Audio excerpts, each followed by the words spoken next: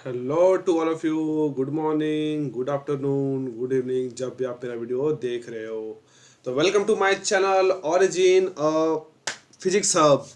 तो आज मैं आ गया हूँ कॉन्सेप्ट ऑफ फिजिक्स को फिर से एक बार एस सी वर्मा सर को क्वेश्चंस को एस सी वर्मा सर के क्वेश्चंस को सॉल्व करने के लिए। तो स्टार्ट करते हैं। आज का वीडियो बहुत इंपॉर्टेंट है सर।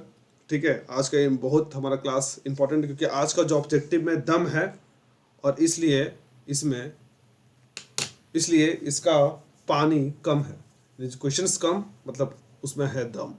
ठीक है, तो बात हम यही करने वाले हैं कि ध्यान समझना। आपको मैं क्या बोलना चाह रहा हूँ, बोलना ये चाह रहा हूँ मैं कि आज के क्वेश्चंस में जो बात है वो पिछले वाले सेशन में वो बात नहीं थी। तो आज के क्वेश्चंस बहुत इंपॉर्टेंट है। तो हम लोग कोशिश करेंगे एक बार अध्ययन करके सॉल्व किया जाए क्वेश्चंस को अच्छे से मन से। जो भी क्वेश्चन है हमारे सामने आएंगे उनको हम सॉल्व करेंगे। तो स्टार्ट करेंगे हम लोग। तो आज का जो सेशन है हमारा वो है electric field and potential objective 2। Okay, electric field and potential objective 2। ठीक है, तो आज हम लोग ये सॉल्व करने वाले हैं। तो बस स्टार्ट करेंगे एक बार प्रभु जी का नाम लेके। श्री कृष्ण जी हमारे भगवान जी, एक बार उनका बात याद आ गया, ध्यान से सुन लेंगे थोड़ा सा स्टार्ट करने से पहले। तो कृष्णा जी कहते हैं, कृष्णा जी कहते हैं कि तू करता वही है जो तू चाहता है। तू करता वही है जो तू चाहता है, होता वो है जो मैं चाहता हूं। होता वो है जो मैं चाहता हूं। क्या बोला, फिर से बोलिएगा सर। करता तू वही है जो मैं चाहता हूं, ये नहीं। करता तू वो है जो तू चाहता है। करता तू वो है जो तू चाहता है, होता वो है जो मैं चाहता हूं। होता वो है जो मैं चाहता हूं। तो कर वही जो मैं चाहता हूं, होगा वही जो तू चाहता है। तो इसी के साथ हम लोग आगे बढ़ते हैं। चलिए तो आगे बढ़ा जाए। तो इलेक्ट्रिक फील्ड एंड पोटेंशियल का क्वेश्चंस देखा जाए सर, देखा जाए तो क्वेश्चंस का स्लाइड लाया जाए। फर्स्ट क्वेश्चंस हमारे सामने आ रहा है, नमस्ते करेंगे इसे, हेलो। चलिए तो बताना है क्वेश्चंस फटाफट मेरे साथ साथ आपको सॉल्व करना है। पहले खुद सॉल्व करोगे, फिर नहीं बनता है रुकोगे, फिर आंसर को मैच करोगे। ठीक है, लॉजिक के साथ। चलिए तो स्टार्ट किया जाए।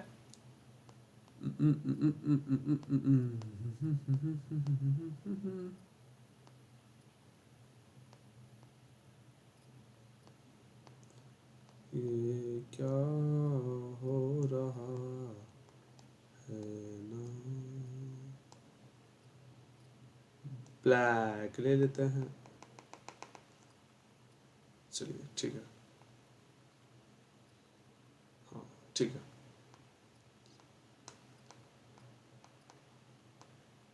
कुछ भी हो रहा है भाई साहब।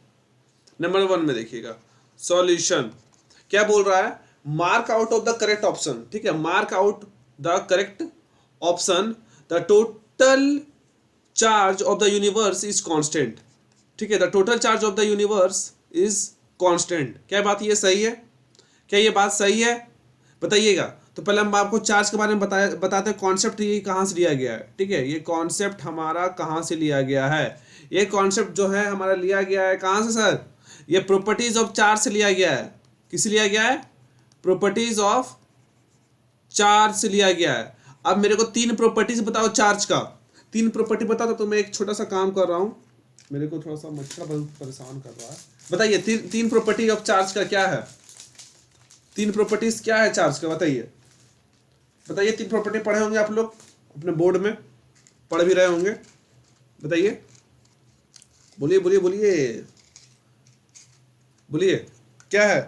First is the quantization of charge ना, क्वांटा फॉर्म में होता है चार्ज। ओके, चार्ज जो होता है वो किस फॉर्म में होता है? क्वांटा फॉर्म में ना, अवेलेबल इन फिक्स्ड अमाउंट जिसे बोलते हैं। ठीक है, चार्ज को आप रोटी की तरह तोड़ के नहीं दे सकते हो किसी को, गुट्टा देना पड़ता है, गुट्टा।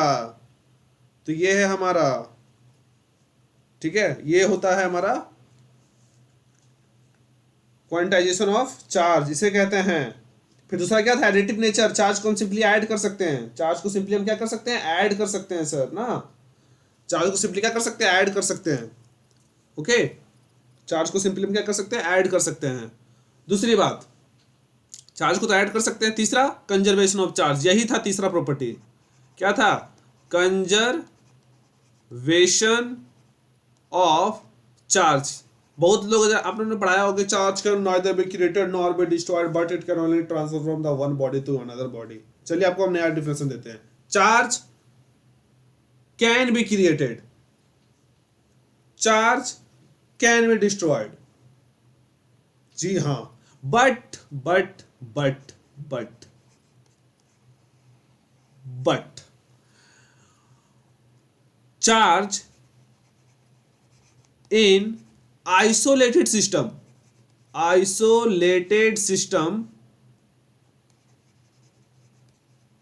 remains constant। चलिए एक एग्जांपल लेते हैं, सुने होंगे, एनिहिलेशन। ठीक है, क्या होता है इसमें, मान लीजिए जब एक इलेक्ट्रॉन होता है, मैं चार्ज डिस्ट्रॉय कर रहा हूं अभी, देखिएगा ध्यान से, एक इलेक्ट्रॉन होता है और एक पॉजिट्रॉन होता है। पॉजिट्रॉन को ऐसे नहीं लिख के हम लोग ऐसे लिख देते हैं, E प्लस, ठीक है, E प्लस। तो हमें क्या मिलता है, कुछ नहीं, क्या मिलता है, सिर्फ एनर्जी। क्या मिलता है सर, एनर्जी मिलता है। ओ भाई, तो कहाँ गया, एनर्जी बन गया ना, मास कहाँ गया, अरे एनर्जी बना, देख, एनर्जी, एनर्जी पढ़े होगे, mass is a form of energy, एकदम अंदर वाला डेफिनेशन जो फील करा दे, mass is a form of energy, mass is nothing but form of energy. तो ये एनर्जी मिल गया मेरे को, देखो, बट चलिए ऑप्शन चेक किया जाए। नंबर डी में देखिए, डी वाला ऑप्शन क्या बोल रहा है पहले, the total number of charge particle in the universe is constant ना। यहाँ देखिए शुरू में जो चार्ज पार्टिकल था शुरू में कहाँ है, एनर्जी बच गया, कहाँ है, नहीं है, यानी गलत है D. The total negative charge of the universe is constant, ये खाली नेगेटिव चार्ज कांस्टेंट है, देखो तो इधर है कुछ, नहीं है सर, कुछ नहीं है, नेगेटिव चार्ज दूर दूर तक कहीं दिख नहीं रहा है मेरे को, ये भी गलत है। सर बी वाला सर, अरे ये तो ऐसे ही, ये भी गलत है, तो देखो पॉजिटिव चार्ज इधर है, बोलता है universe is constant, the total positive charge of the universe is constant, देखो तो है नहीं है, नहीं है, तो जब नहीं है तो नहीं है इधर positive charge right hand side में नहीं है। लेकिन लेकिन लेकिन total charge of an isolated system remains constant. देखिए शुरू में चार्ज सिस्टम का लीजिए, नेगेटिव पॉजिटिव न्यूट्रल, इधर भी देखिए एनर्जी न्यूट्रल, कोई चार्ज के साथ तो आया नहीं है, तो बोल सकते हैं total charge of an universe is constant. Clear है यहाँ तक, क्लियर है। चलिए तो दूसरा निकाला जाए, दूसरा क्वेश्चन देखा जाए। चलिए दूसरा क्वेश्चन देखते हैं, दूसरा क्वेश्चन कहाँ है सर, वही निकाल रहा हूँ भाई, ये रहा दूसरा क्वेश्चन। चलिए बोलता है क्या क्वेश्चन नंबर 2 में, नंबर 2 क्वेश्चन क्या बोल रहा है sir, the point charge is about in electric field, the electric field at near by point क्या होगा। बोलता है एक इलेक्ट्रिक फील्ड है, ठीक है, ये देखिए इलेक्ट्रिक फील्ड है, मान लो इस इलेक्ट्रिक फील्ड में अगर क्यू चार्ज को लाते हैं तो इसका आसपास क्या होने वाला है, तो सब सोच के देखो, ये पॉइंट चार्ज है तो इलेक्ट्रिक फील्ड ये भी रेडिएट कर रहा होगा, कुछ इधर कर रहा होगा और कुछ इधर कर रहा होगा। इधर वाला जो इलेक्ट्रिक फील्ड है वो क्या हो जाएगा, बढ़ जाएगा ना, तो इंक्रीज कर जाएगा हल्का सा, क्योंकि इधर तो इलेक्ट्रिक फील्ड थोड़ा ज्यादा हो गया ना, और इधर देखो डिक्रीज कर जाएगा, या तो पूरा अच्छे से इंक्रीज ही कर रहा है, अब नेगेटिव लागू तो ये सिर्फ डायरेक्शन बदल जाएगा और कोई बात नहीं है। इलेक्ट्रिक फील्ड है मेरा ई, तो यहाँ पे देखो will increase if the charge positive, increase करेगा, सिर्फ इंक्रीज कर जाएगा नहीं भाई, रेडियली पूरा पॉजिटिव चार्ज है ना, तो रेडियली पूरा आउटवर्ड, पॉजिटिव से क्या होता है इलेक्ट्रिक फील्ड रेडियली आउटवर्ड, और नेगेटिव चार्ज में रेडियली, बोलो रेडियली इनवर्ड। मैं डायग्राम पे मत जाना भाई, डायग्राम मैं परफेक्ट नहीं ना बना पाऊंगा, रेडियली आउटवर्ड और रेडियली इनवर्ड आपको आना चाहिए कैसे होता है, ठीक है। तो रेडियली आउटवर्ड और रेडियली इनवर्ड होता है, तो चूंकि यहाँ पे डिक्रीज हो रहा है ना और इंक्रीज दोनों हो रहा है, तो ऑब्वियसली बोल सकते हैं may be increase if the charge is positive और may be decrease if the charge is negative. Will increase if the charge is positive, नहीं, गलत, बी गलत, तो होगा कौन आंसर? सी और डी। क्या आंसर सी और डी है? हाँ जी है। May increase the charge positive, may कर सकता है, कर सकता है। और जो आपको पता है क्यू चार्ज चारों तरफ इलेक्ट्रिक फील्ड रेडिएट करता है, ठीक है। तो इधर अभी अब देखना पड़ता है इलेक्ट्रिक फील्ड का डायरेक्शन किधर है, इलेक्ट्रिक फील्ड का डायरेक्शन किधर है, ठीक है। तो उस हिसाब से देखना पड़ेगा हम लोग को। चलिए, तो ऑप्शन क्या होगा मेरा इसका? सी और D. Okay, C and D multiple correct है, मल्टीपल करेक्ट, ऐसा नहीं चलेगा। देखिएगा, ये क्वेश्चन मस्त है sir. 3 number, the electric field and the electric potential at the point are E and V. हा। चलिए, पहले एक पॉइंट पे बताना आपको ई और वी का क्या मतलब क्या होगा, एक पॉइंट पे क्या हो सकता है। तो ध्यान समझिएगा, इलेक्ट्रिक फील्ड बनाने के लिए एक चार्ज बना ले। चलिए देखिए, मान लीजिए प्लस क्यू चार्ज है और ये भी यहाँ पे प्लस क्यू चार्ज है, ठीक है। और ये हमने बना दिया एक लाइन ज्वाइनिंग दोनों को, जो ज्वाइन कर रहा है, ठीक है। आप ध्यान से समझिएगा मेरी बात को, ध्यान से। मान लीजिए अगर मैं एकदम बीचों बीच पूछूंगा आपसे कि यहाँ पे इलेक्ट्रिक फील्ड क्या होगा, तो बताओ क्या होगा? आराम से बच्चा बोलेगा जीरो होगा सर, एकदम बीचों बीच, ठीक है। बट पोटेंशियल क्या होगा बताओ तो? क्या पोटेंशियल जीरो होगा? नहीं, पोटेंशियल जीरो नहीं होगा, नहीं होगा, अरे नहीं होगा। बताइए किसका डायलॉग है, ठीक है। तो नहीं होगा, नहीं होगा और नहीं होगा, तो पोटेंशियल जीरो नहीं होगा। अब ध्यान समझिए, क्यों? क्योंकि दोनों पॉजिटिव चार्ज है ना, पॉजिटिव पॉजिटिव ओवरऑल पोटेंशियल बढ़ेगा ही। अब मैं बता दे रहा हूँ पॉजिटिव होगा पोटेंशियल, अब जीरो तो नहीं होगा। अब बता देता हूँ मैं, एक मान लो फिर से यहाँ पे एक प्लस क्यू चार्ज, या फिर ऐसे समझो यहाँ पे एक माइनस क्यू चार्ज है और यहाँ पे एक प्लस क्यू चार्ज है। फिर से वही बात, दोनों को हमने ज्वाइन किया। तो बताइए इस पॉइंट पे पोटेंशियल क्या होगा, इलेक्ट्रिक फील्ड क्या होगा? जीरो होगा? नहीं होगा सर, क्यों? क्योंकि पॉजिटिव से इधर इधर की ओर होगा और नेगेटिव के तरफ होगा। पॉजिटिव से इधर होगा दूर और नेगेटिव के तरफ होगा, तो यानी दोनों ओवरऑल देखा जाए तो एक ही डायरेक्शन में है ना। तो कैसे इलेक्ट्रिक फील्ड जीरो हो सकता है? तो ई इज, अच्छे से लिखा जाए इसके लिए, तो ई, अरे यार, E is not equal to zero. एक मिनट, अच्छे से लिख देते और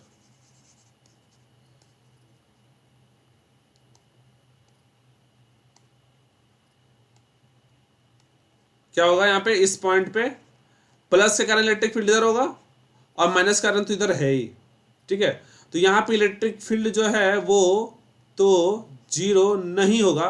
बट पोटेंशियल देखिए, माइनस क्यू प्लस क्यू दोनों सेम दूरी पे है, दोनों अपोजिट नेचर का चार्ज है, तो पोटेंशियल क्या हो जाएगा? जीरो हो जाएगा, ठीक है। सेम नेचर का रहता तो अलग बात था। यहाँ पे क्या है? दोनों, एक पॉजिटिव और एक नेगेटिव, दोनों सेम सेपरेशन पे रखा हुआ है, ठीक है, सेम इंटेंसिटी पे। तो यहाँ पे पोटेंशियल क्या हो जाएगा? जीरो हो जाएगा। आप देखिए ऑप्शन को मिलाइएगा, ऑप्शन को मिलाइएगा, ऑप्शन को देखिए। नंबर 1 में इफ ई इज जीरो तो भी मस्ट बी जीरो। अगर ई जीरो है तो क्या भी पक्का है कि जीरो होबे करेगा, होबे करेगा, होबे करेगा? देखिए यहाँ पे ई जीरो है ना, यहाँ पे ऑप्शन नंबर यहाँ 1 देखिए, 1 यहाँ पे क्या था? ई जीरो था, बट भी क्या जीरो था? नहीं था, तो ये तो गलत हो गया। भी ई जीरो तो ई मस्ट बी जीरो।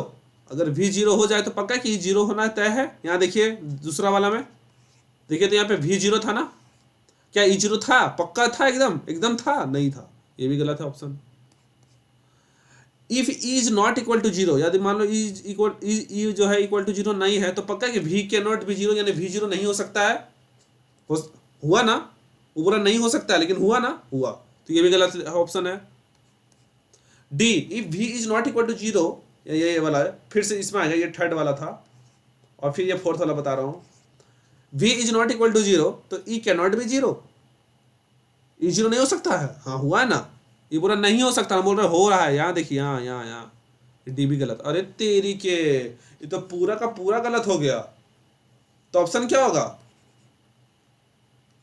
एनओटी है, none of these above.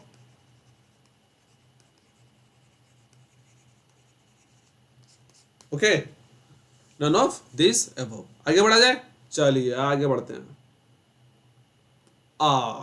The electric potential decreases uniformly from 120 volt. क्या बोल रहा है?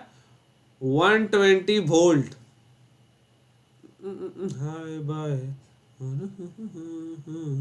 Decrease uniformly, the electric potential decrease uniformly from 120 volt to 80 volt, आहा, as one move from the x axis from x to the power x equal to -1 centimetre to x equal to +1 centimetre. चलिए तो पहले एक बना लिया जाए हमारा, ये मान लीजिए, और ये रहा नंबर, और ये रहा मेरा ओरिजिन ओ ओ ओ, यहीं से तो हर चीज़ का स्टार्ट होता है भाई, origin of physics of origin, ठीक है। पहले शुरू में क्या था बोलता, 120 वोल्ट था यहाँ पे, कितना दूरी पे था सर, कितना पे था, -1 सेंटीमीटर ना, यहाँ से ले लीजिएगा, इधर इधर -1 किधर होगा, इधर होगा ना, सॉरी -1 सेंटीमीटर इधर ही होगा ना, और +1 इधर किधर ले ले, इधर ही ले ले, इतना ही दूरी पे +1 लेना है, +1 सेंटीमीटर, घटी कितना हो गया 80 वोल्ट। चलिए डिफरेंस कितना का आया, डेल वी कितना का आया, डेल वी तो फाइनल में इनिशियल करते हैं ना, तो जगह 80 माइनस 120 इक्वल टू -40 वोल्ट, ठीक है, ये हमारा आ गया -40 वोल्ट। तो यहाँ से पहले इलेक्ट्रिक फील्ड तो निकाल लें, तो इलेक्ट्रिक फील्ड इक्वल टू क्या होता है, minus del V by del X, ठीक है, तो equal to minus del V minus कितना आया है -40 का, तो जाएगा -40 अपॉन डेल एक्स कितना का है, देखो तो दूरी कितना का, यहाँ से यहाँ तक 1 चले हैं और यहाँ से यहाँ तक 1 चले हैं, तो सब मिला के कितना हुआ, 2 हुआ, 2 एक और 1 रुपया 2 रुपया, माइनस माइनस +40/2, 2 से कटा तो आ गया 20 वोल्ट पर सेंटीमीटर, क्योंकि ये सेंटीमीटर में था और ये वोल्ट में था, ठीक है, तो 20 वोल्ट पर सेंटीमीटर, ठीक है। तो कितना आया मेरा इलेक्ट्रिक फील्ड, कितना है 20 वोल्ट पर सेंटीमीटर। यहीं तो अब मेन काम स्टार्ट होगा सर, क्या होगा सर यहाँ पे बताते हैं। आंसर अभी आया नहीं है, आंसर देखिए तो कौन है, अगर मान लीजिए ये आंसर निकालेंगे तो बताइए ऊपर में आंसर कौन होगा, सोचिए एक बार, क्या must be equal to the zero, must be equal to the 20 volt per centimetre, बताइए। ओरिजिन पे पूछ रहा है, पूरा नहीं पूछा, ओरिजिन पे पूछा है, और ये ओरिजिन मेरा इंस्टीट्यूट में पूछ रहा है, क्या जीरो हो जाएगा, थी बराबर होगा 20 वोल्ट पर सेंटीमीटर के, नहीं होगा, नहीं होगा, नहीं होगा, नहीं होगा, मे बी हो सकता है, नहीं हो सकता,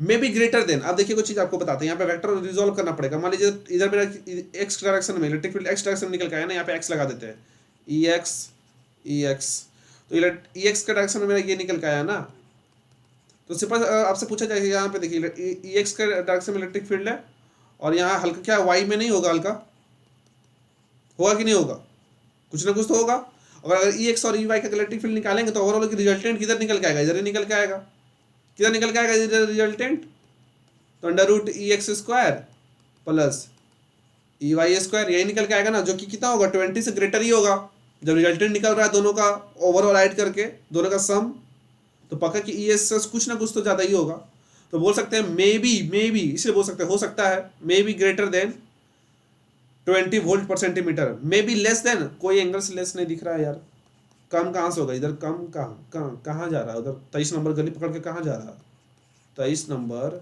गली पकड़ के कहाँ जा रहा है, नहीं ना कहीं, तो बस यही है। तो ऑप्शन नंबर 4 का सी, दूसरा स्लाइड निकाला जाए, दूसरा स्लाइड निकाला जाए sir,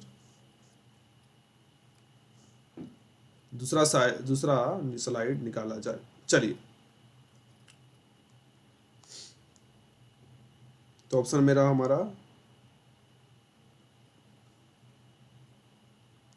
may be equal to the volt,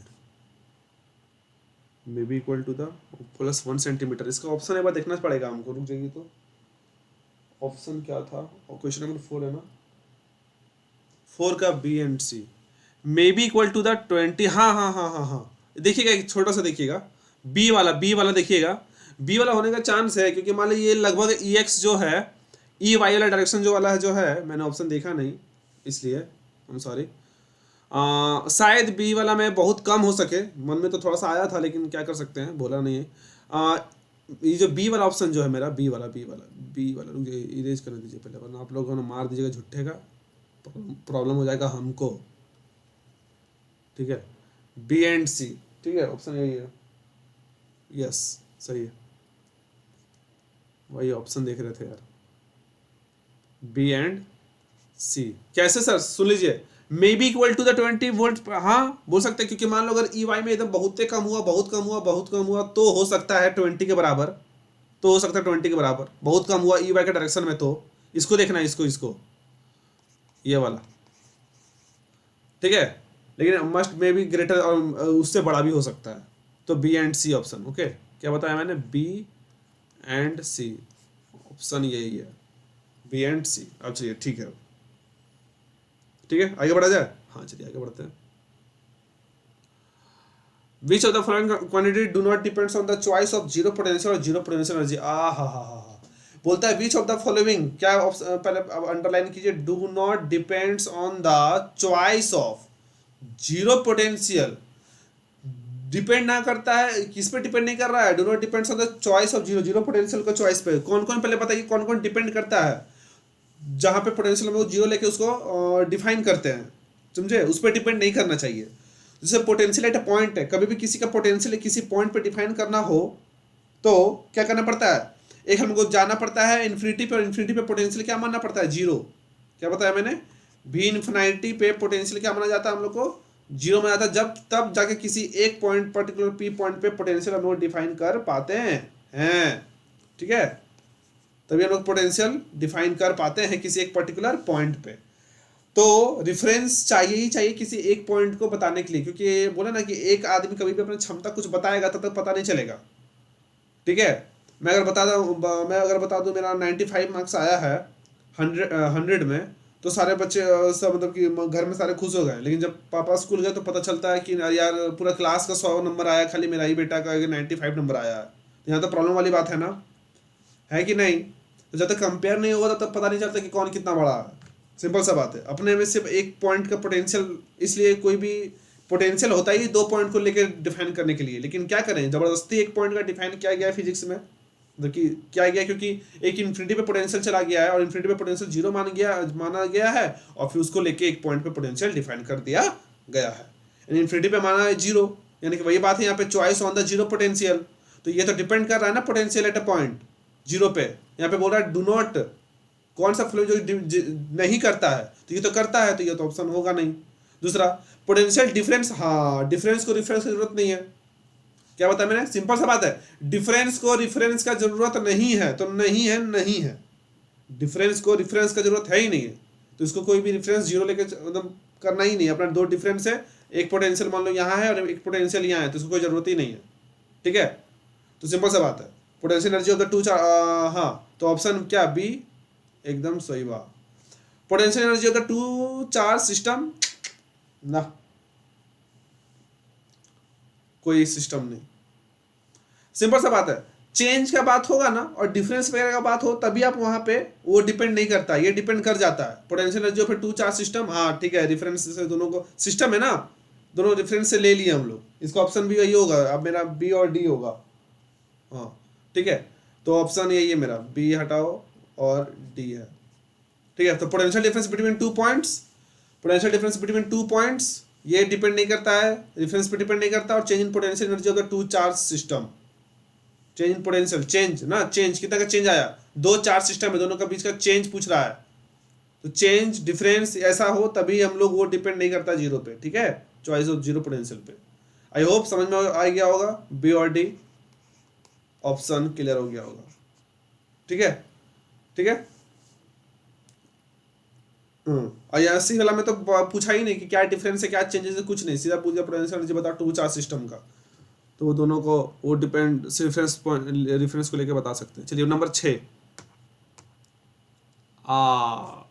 electric dipole is placed in electric field generated by A point charge, एक पॉइंट चार्ज है, मान लो इलेक्ट्रिक फील्ड जनरेट कर रहा है और इसमें एक डायपोल रखा हुआ है, इसमें क्या रखा गया, एक डायपोल रखा हुआ है P, ठीक है।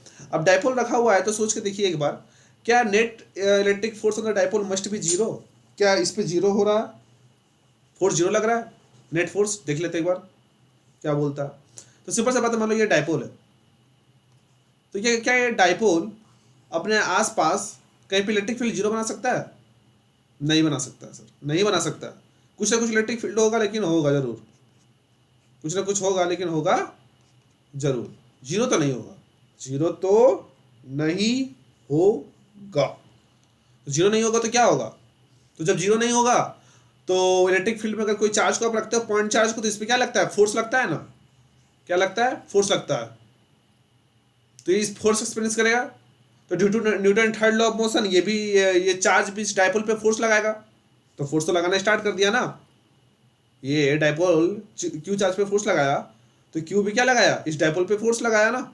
तो यहाँ पे net force on the dipole must be zero ना। भाई जीरो कहाँ हो रहा? फोर्स फोर्स तो लग रहा है, मे बी जीरो है, कोई बात नहीं है।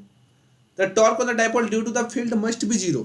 ध्यान समझना है कि द टॉर्क ऑन, अब टॉर्क का बात आ गया यहाँ पे। तो देखो the torque on the dipole due to field क्या पक्का जीरो होगा? नहीं, देख लेते हैं। जैसे सपोज दैट मान लीजिए ये इलेक्ट्रिक फील्ड है, ये इलेक्ट्रिक क्या है? फील्ड है। और अगर हम इस पे मान लो ये क्यू चार्ज है, इधर था और इलेक्ट्रिक फील्ड इधर जा रहा था, क्यू चार्ज इलेक्ट्रिक फील्ड इधर, और इसी में अगर एक डायपोल को रख देते हैं हम लोग, मान लो एक डायपोल को रख देते हैं, तो इस पर एक फोर्स इधर लगेगा और एक इधर लगेगा ना, एक सपोर्ट मिलेगा। मतलब मान लो प्लस है, ये प्लस प्लस है तो प्लस की ओर ज़्यादा लग रहा है। तो कोई एक डायरेक्शन में मान लो अगर ज़्यादा लगता है भी, मान लो इधर कम लगता है, ठीक है, कम एरो बना रहा हूँ, इधर ज़्यादा बना रहा हूँ, फिर भी डायपोल क्या रहेगा? एकदम बीचों बीच रहेगा। वो घूमेगा तो नहीं ना, उस पर टॉर्क नहीं आएगा। ठीक है, इधर नहीं जाएगा, इधर नहीं जाएगा, इधर बोलता रहा हूँ, इधर इधर इधर ज़्यादा और इधर कम। लेकिन फिर भी घूमने वाला तो नहीं है ये। क्या टॉर्क डेवलप होगा? नहीं होगा। हाँ, यही अगर डायपोल को मैं किसी ओरिएंटेशन में रख दूंगा तब जाके ये इस पर फोर्स लगेगा ऐसे करके, और ये डायपोल को क्या करना चाहेगा? स्ट्रेट करना चाहेगा, ऐसे घुमाना चाहेगा ऐसे। ठीक है, तब जाके होगा। तो बोल सकते हैं कि मस्ट भी जीरो ना, एकदम जीरो हो ही जाए नहीं। जब क्या डायपोल सीधा रहे तब ना, जब उसको मैं इंक्लिनेशन कर दूंगा किसी एंगल थीटा पे, या ओरिएंटेशन कर दूंगा किसी एंगल थीटा पे, तब तो जीरो नहीं होगा। नहीं होगा तो नहीं होगा भाई। तो ये तो मस्ट भी जीरो, आठ कुछ हो एकदम पक्का जीरो होगा क्या? यानी उसका मतलब ये कि डायपोल कैसे रख दे तो जीरो होगा ना? ना ना, मे भी जीरो, क्योंकि मान लो ओरिएंटेशन नहीं रहा वैसा, तो सीधा डायपोल नहीं रहा, ऐसा ना ऐसा रहा हल्का इंक्लिनेशन पे, तब तो ये खींच के सीधा कर देगा ना। ठीक है, तो ऑप्शन डी करेक्ट है। तो 6 का डी आंसर सही है। हाँ जी सही है। चलो 7 number question. A proton and electron are placed in uniform electric field. A proton और एक न्यूट्रॉन यूनिफॉर्म इलेक्ट्रिक फील्ड, तो यूनिफॉर्म इलेक्ट्रिक फील्ड बना ले। देखो बना तो यूनिफॉर्म तो नहीं है, बना पाएंगे, नॉन यूनिफॉर्म बन रहा होगा ये भी, लेकिन मान लेना कि यूनिफॉर्म है। अब इसमें एक प्रोटॉन और एक क्या है? इलेक्ट्रॉन है। क्या है? प्रोटॉन है और एक इलेक्ट्रॉन है। तो मान लो ये क्यू चार्ज मेरा प्रोटॉन है और ये माना क्यू चार्ज मान लो इलेक्ट्रॉन है। ठीक है, तो प्रोटॉन पे किधर लगेगा फोर्स? इधर, इसी डायरेक्शन में लगेगा ना। थोड़ा सा कलर ले लेते हैं, हाँ, इधर ही लगेगा, और माइनस में इधर लगता है। कितना लगता है सर? एफ इक्वल टू बताइए क्यू ई। इधर कितना लगता है? एफ इक्वल टू वही माइनस क्यू ई बोल सकते हैं। ठीक है, क्योंकि माइनस चार्ज है ना। तो यहाँ पे देखिएगा अगर आपकी डायरेक्शन दोनों का अपोजिट है, क्योंकि दोनों का चार्ज क्या है? नेचर अलग है। बट मैग्नीट्यूड देखा जाए ना, मैग्नीट्यूड मैग्नीट्यूड मैग्नीट्यूड देखा जाए तो सेम है ना। मैग्नीट्यूड क्या है? सेम है। मैग्नीट्यूड क्या है मेरा? सेम है। तो electric force acting them will be equal. Electric force जो क्या इक्वल है? Electric force acting on them ना, फोर्सेस तो नहीं है, क्योंकि एक तो है क्यू ई और एक है माइनस क्यू ई, तो ये तो हो नहीं सकता। दूसरा, the magnitude of the forces बताइए।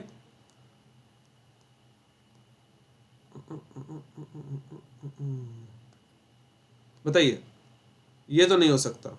The magnitude of the forces, हाँ मैग्नीट्यूड तो इक्वल है ना। हाँ मैग्नीट्यूड तो इक्वल है, यहाँ पे देख रहे हैं आप लोग, मैग्नीट्यूड इक्वल है। Magnitude are in equal. Their acceleration will be equal. Acceleration equal होगा आप सोच के देखिए तो, निकाल लेते हैं ना। क्या होता है? एफ इक्वल टू क्या होता है? M A. तो ए इक्वल टू क्या बोल सकते हैं? F by M. तो मान लो पहला फोर्स का निकाल रहे हैं प्लस चार्ज का, तो यहाँ पे क्यू लिखना पड़ेगा ना, क्यू ई, और मास भी हमको उसी का लिखना पड़ेगा। किसका? मास ऑफ प्लस प्लस का ले रहे थे तो एम मास ऑफ प्रोटोन। और उसी तरह मैं दूसरा का निकाल लूँ तो वही F equal to M A, तो ए इक्वल टू बोल सकता हूँ मैं एफ बाई एम, तो फिर से एम वही क्यू ई, और मास मास ऑफ इलेक्ट्रॉन के बराबर। ठीक है, तो इलेक्ट्रॉन का दोनों का मास तो वेरी करता है ना। मास ऑफ प्रोटोन तो mass of proton is not equal to क्या बताया मैंने, फिर से बता रहा हूँ, इधर देखिएगा साइड में, mass of proton is not equal to mass of electron, कोई भी हाल में इक्वल तो हो नहीं सकता। तो जब इक्वल नहीं हो सकता है तो कैसे एक्सेलरेशन इक्वल होगा, तो their acceleration will be equal, कोई हाल में नहीं। The magnitude of their acceleration will be equal, magnitude भी होगा, नहीं होगा। यहाँ पे देखा जाए तो एक्सेलरेशन इलेक्ट्रॉन का ज़्यादा होगा magnitude compare to acceleration of proton. निकालना तो निकाल लेना कभी, ठीक है। बट ये भी ऑप्शन गलत, तो आंसर खाली क्या है मेरा बी, आंसर क्या है सिर्फ और सिर्फ मेरा बी। आगे बढ़ा जाए, चलिए हाँ लास्ट क्वेश्चन है। हाँ, the field in a region, the field in a region is directed outward is proportional to distance R. मान लो एक रीजन है, इसमें इलेक्ट्रिक फील्ड जो है वो आउटवर्ड है, ऐसे मान लो एक रीजन है ये, इसमें जो इलेक्ट्रिक फील्ड है वो क्या है मेरा, आउटवर्ड है, ओके।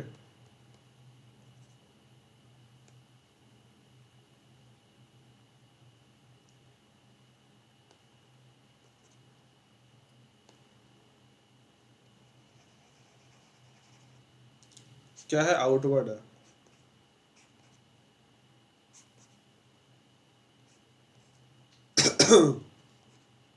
तो इसलिए जो इलेक्ट्रिक फील्ड यहाँ होगा, यहाँ होगा, यहाँ होगा, यहाँ होगा, वही यहाँ भी होगा, ठीक है। फिर बोला गया है ये डिस्टेंस मान लीजिए यहाँ से आर है,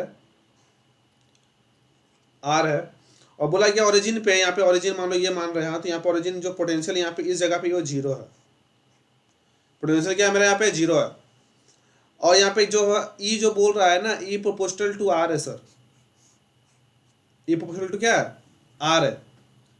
तो बोला जा रहा है पहले, तो ई तो आता ही है ना पोटेंशियल, जब ई यानी ई डिपेंड कर आर पे, यानी ई चेंजेस हो रहा है तो यानी पक्का कि आर भी चेंजेस होगा, आई मीन सॉरी भी पोटेंशियल भी चेंज होगा। अगर फील्ड चेंज हो रहा है तो ऑब्वियसली पोटेंशियल भी चेंज होगा ना, तो यूनिफॉर्म तो रहने वाला नहीं है, क्योंकि ई डिपेंड कर आर पे, तो ई बढ़ रहा है तो ऑब्वियसली कि पोटेंशियल भी चेंज करेगा ना, तो यूनिफॉर्म तो नहीं रहेगा, ये तो पक्का क्लियर है यहाँ तक, ये तो नहीं हो सकता।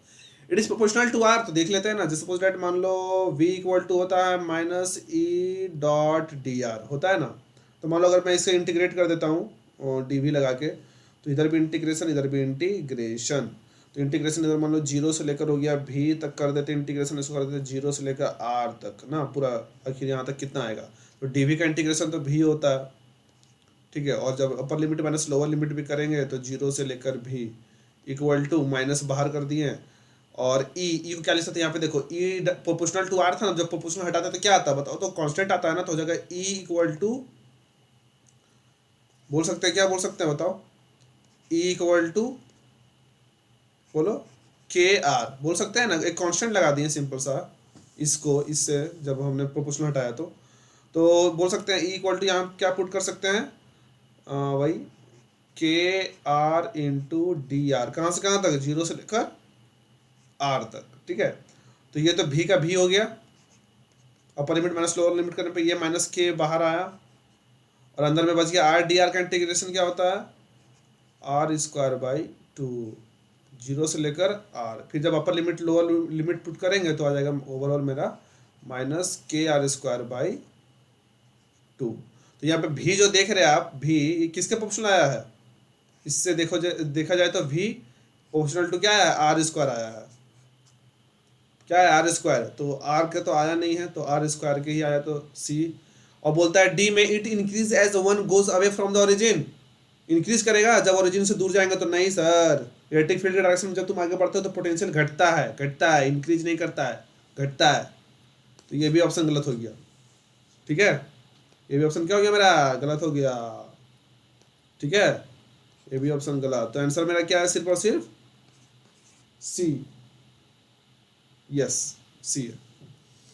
तो यही बात है मेरा, समझ में आया क्या, क्वेश्चन समझ में आया आपको, ये 8 नंबर भी क्या बोलना चाह रहा है, प्रॉब्लम हो तो एक बार फिर से देख लीजिएगा इसे रिवाइंड करके, और कुछ दिक्कत हो तो आप बोल सकते हैं, कमेंट बॉक्स आपके लिए खाली रखा है हमने।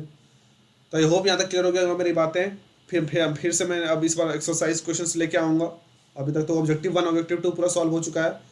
ऑब्जेक्टिव 2 अगर आपको देखना है तो डिस्क्रिप्शन बॉक्स में जाके आप देख सकते हो, थोड़ा सा नॉइस उसमें आ गया है, कोई आदमी सो रहा था भाई, अब क्या कर सकते हो, सोए को कौन जगा सकता है। तो वही सो रहा था तो उसको थोड़ा आवाज़ आ गया, तो थोड़ा सा उसको देख लेना। बट ऑप्शन में क्वेश्चन सारा अच्छे से बता दिया हूँ, तो आप उसको देख सकते हो। तो आई होप आपको क्लियर हो चुका होगा अभी तक में सारा चीज़। तो धन्यवाद, आपने समय दिया, लेक्चर को देखा। अपना नाम क्या है आपका, थोड़ा बता दीजिएगा तो और अच्छा लगेगा मेरे को। बताइए क्या नाम है। राहुल, मजाक कर रहा हूँ। तो नाम तो सुना ही होगा। तो आई होप आपको इसी तरह का सॉल्यूशन मिलते रहेगा। तब तक लिए आप लोग इस लाइक करें, सब्सक्राइब करें और फिर बस एससीबी का सॉल्यूशन लेते रहें, ठीक है। तो मिलते हैं सीरीज सॉल्यूशन में। ये हमारा चलते रहा है और चलते ही रहेगा, जब तक चलेगा सॉल्यूशन, जब तक सॉल्यूशन, जब तक क्वेश्चंस रहेगा, तब तक ये चलते रहेगा, चलते रहेगा, चलते रहेगा। और आप लोग को भी बनाते रहना, बनाते रहना, बनाते रहना।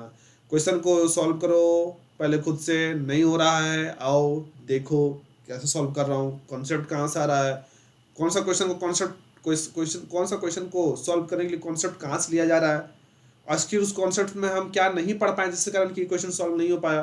तो वो सब ध्यान रखना है, ठीक है। तो आई होप मेरी बात समझ रहे होंगे आप लोग। तब तक के लिए टाटा बाय बाय, जय हिंद, जय भारत।